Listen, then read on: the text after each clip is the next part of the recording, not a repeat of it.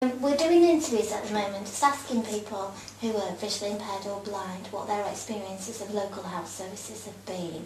And I know that you've had a few experiences, so it'd be quite good if you could talk about what you've come across and what sort of problems you've had.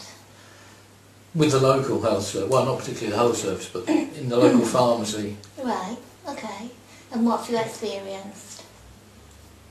With regard to putting Braille on medicine these Right. days, obviously they've spent a lot of money enforcing that throughout the EU. Yeah.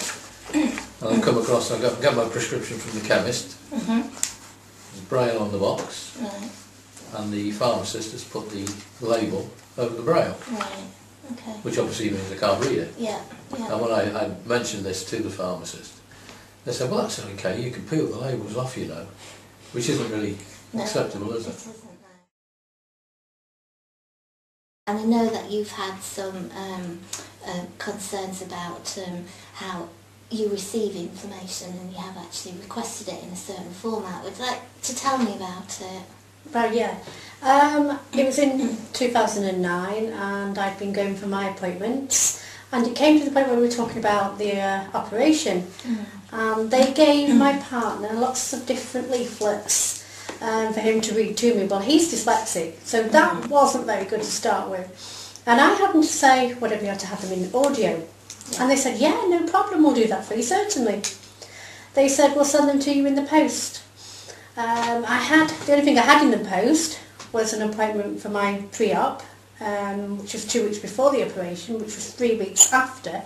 And in between time, I had no information whatsoever, nothing at all. I went for the pre-op, and I told the nurse again I'd been promised all the information on the leaflets in audio format, and she brought up on her computer screen all the information that you could have in any different language. You could have it in Spanish, Polish, Urdu, but nothing in audio. So a person that was having the operation in England that didn't speak English could have had that information there and then, but a visually impaired English person couldn't have it.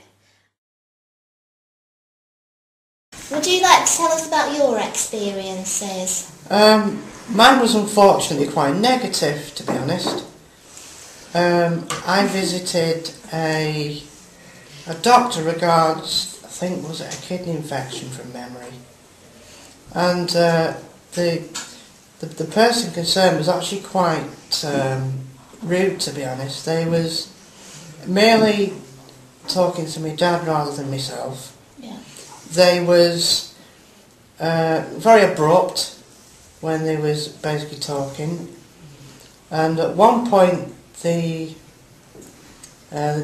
doctor got up from the room, walked out of the room, and we was just basically sat in the room for, I'd say, 5 minutes. Yeah.